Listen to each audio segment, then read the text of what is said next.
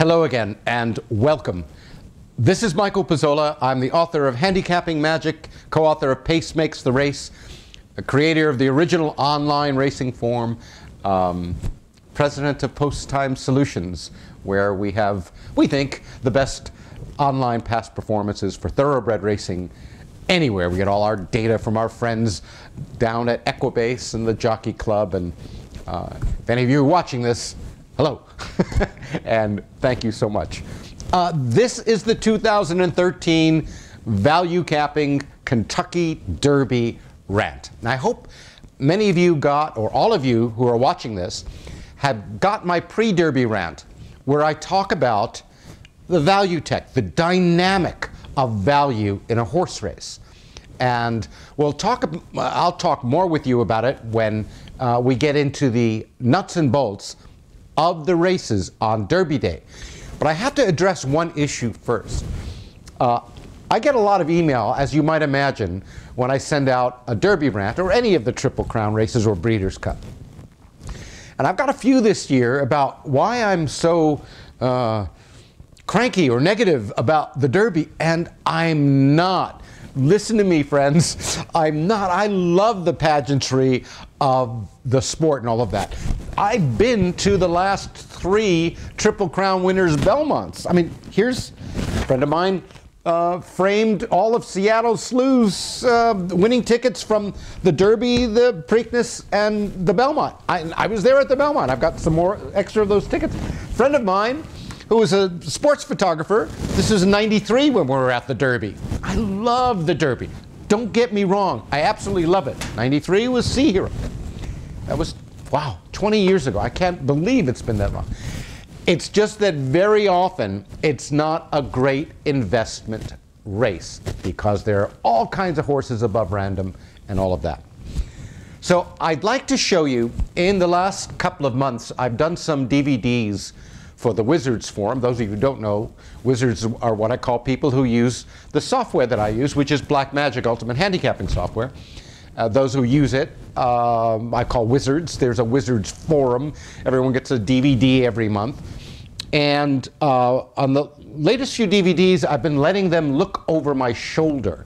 In other words, kind of uncut how I look at the value issues in the race with the software I'm using almost in real time, so you can see the dynamic. Now, I've done that for some of the races on Saturday, May 4th, 2013, including, of course, the Kentucky Derby.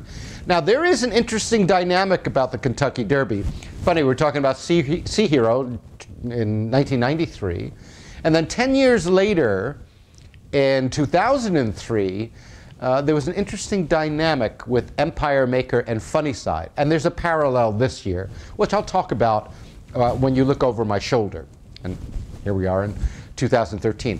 But those of you listening, if all you do is come away with, oh, Michael Pizzolla liked this horse and that horse and that horse, you're missing the real value of it. Before the races, we are all equally uncertain about what's going to happen. And I don't care what talking head and how prestigious and what an expert, we don't know. Before the races, we don't know. And with 20 horses, colts, okay, 20 colts in the race, and you know, a cavalry charge, and who knows? All we can do is see if we can find a good value bet. I'll also show you 4 other races that I found. And again, when I value capped this, I did this on Thursday, May 2nd, which was, you know, a couple of days before the Derby. So I don't have scratches, I don't have weather changes, I don't have any of that. But I want you to take away how you can use this dynamic. Whatever number you use, whatever method you use. If you find horses that you like, that's got something going for them, that the public shouldn't, in other words, the public will underbet them, which will allow you to have a legitimate overlay, bet horses you like that the public shouldn't, you will begin to move from someone who's a recreational handicapper who's trying to predict the outcome of the races to someone who is more of an investor and to finding value investments. So it's great to be with you again for the 2013 Derby Rant. I'd like you to come look over my shoulder. We'll go on to Blackmagic Ultimate Handicapping software, and I will take you through the races for Saturday. So come on along. So now I'd like to give you a chance to look over my shoulder. Take a look at how I work. This is not the only way to work. It's not the only tool, obviously. But this is how I go about analyzing, and I use that in quotes, a race. Because, you know, you can analyze a race by looking at the jockey and the trainer and which running line he should run to and all of that. I let my software do that. And the software I use is Blackmagic Ultimate Handicapper. Many of you listening to this, watching this, already use this. Many of you don't. But the tool is nowhere near as important as how you use it. As using that dynamic of looking for horses that you like, that have some things that maybe the public, you know, isn't recognizing. And it's great if the public shouldn't like that horse, because that means they'll underbet it. And my favorite thing is when that horse is running against horses that the public will overbet, like a horse taking a drop in class after winning, to give a gross example of a horse taking what I like to call a negative drop. It's a pretty common term. And, you know, people look at computer software as, oh, you know, this horse is on top, it should win, and so forth and so on. But I look at it as a way to find whether there is a value opportunity in the race or not. And if there isn't, I'm not really concerned about the race. I mean, a lot of races look like this. This is open right now, the Churchill Downs race 1. And I've got the 8-5 favorite on the top, and I've got the third morning line favorite second. Down here, you got the 2-1 favorite, you know, which is below the random line. Random line means, look, there are 6 horses in the race. The random chances of any horse winning is 5-1, right? Because if there's 6 horses and he wins 1 out of 6 times, that means 1 time he wins, 5 times he doesn't. So, or let's say, I think I looked Tampa Bay. Yeah, this is, you know, you've got the even money horse and a 3-1 horse. And this line here is the contention line. The contention line is what the public should do with the kind of the cold dope, as they used to call it in the old days, information from the past performances. I'm looking for a dynamic where this is low. In other words, it's a horse I like. The contention line is high, or, you know, not outrageously high, but high. So it's a horse that the public shouldn't like. And then I like some extra things going on. So what I will do is whittle down these races, and I'm making this on May 2nd, which is Thursday before the Derby. The final files that I have, there are 173 races that I can bet on Saturday, Derby Day. Cutting it down is something that Blackmagic does very well. There are all these portfolios, so you can specialize. One of them is from the Value Capping Academy, which cuts it down to 54 races. And what this does is eliminates races where there are, you know, too many horses in the above random, or you can say too many contenders, if you will, or too many first-time starters, or too many horses trying the turf for the first time. You get the idea. It eliminates a lot of the noise, so then I can focus in on my races. It would take me a couple of hours to show you that entire process, but I took the races from Derby Day, and I've narrowed it down to a few races that I'm looking at. Now, everyone wants to know about the Kentucky Derby. I'm happy to show you that first, so you don't have to listen to the rest of it. Because, as with every Derby, I'm going to urge you to look at the undercard, not only at Churchill Downs, but at the other tracks. So, I have taken... for those of you using Blackmagic, this may look a little different, because what I've done is I have scratched the also eligible 21 horse, Fear the Kitten. So there are 20 horses in a race. The random line is 19-1. I've got 10 horses. Half the field is above random. I've got all kinds of price horses going on. Now, a normal day, day in, day out at my office, also known as the race book, not my post time office, but, well, there are post times there. But, part of my working day is going to the race book, putting in my investments, and seeing. And I do that work, the night before, the morning, certainly not a couple of days in advance. And I don't have scratches. I don't know what the weather forecast. I know what the weather forecast is. They're calling for showers, and Calder canceled today because of weather. So I don't know all of that, but yet the dynamic is what I want you to look at. Me looking at that race, 10 horses above random. I'm passing this race as quickly as I can turn the page or click the computer mouse, because it's just too much of a mess. Now, certainly I can make a case, and let me widen this out a little bit so you can maybe read it a little better. I mean, all these numbers and everything else. Look, at the top of the line is Vijack.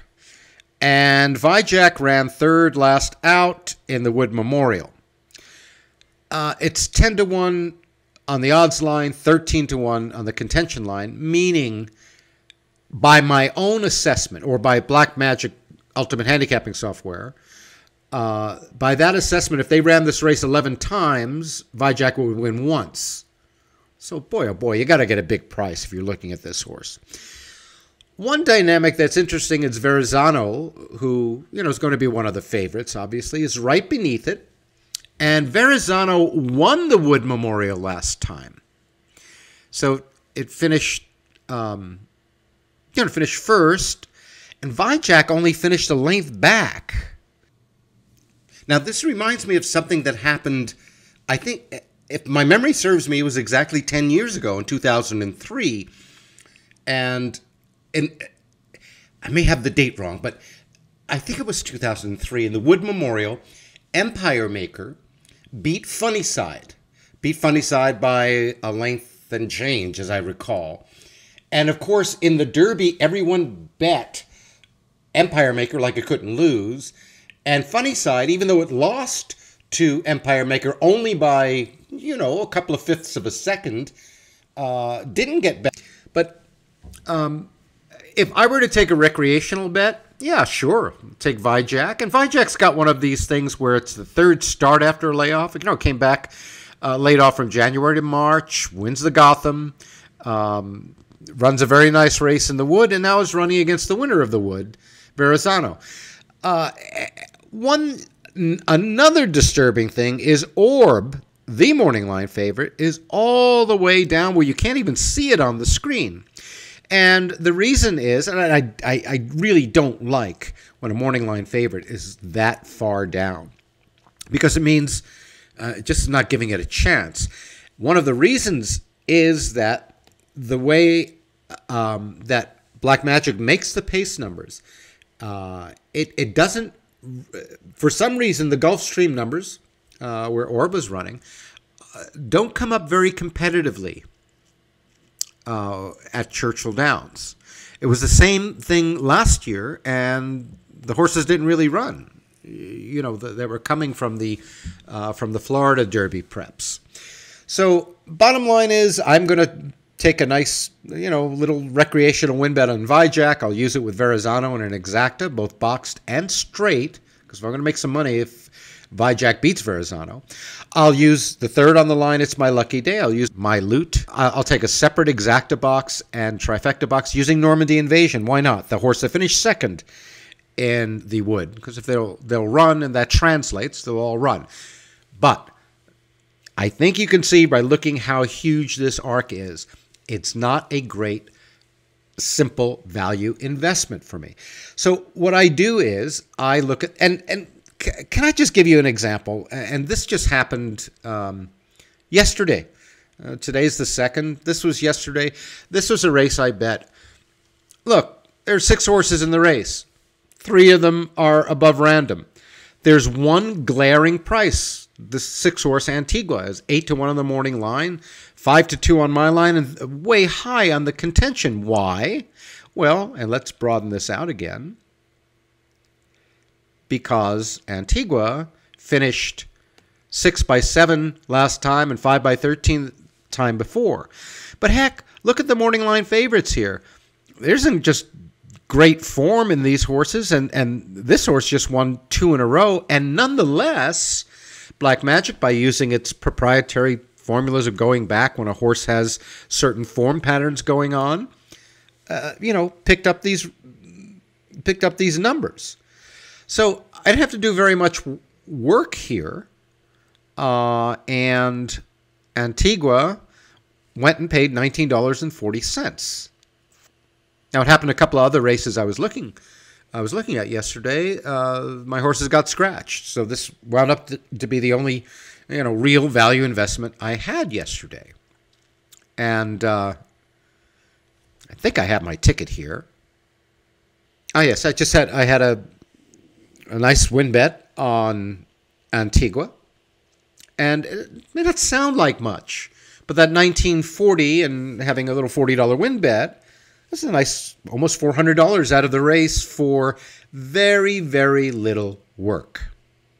All right, going back to Derby Day. I like to look at the undercards, and not only at Churchill, but at some of the other tracks. Now, again, this is way before the race, no scratches, no weather, and so forth and so on. But take a look at Churchill Downs Race 7, the Humana Distaff.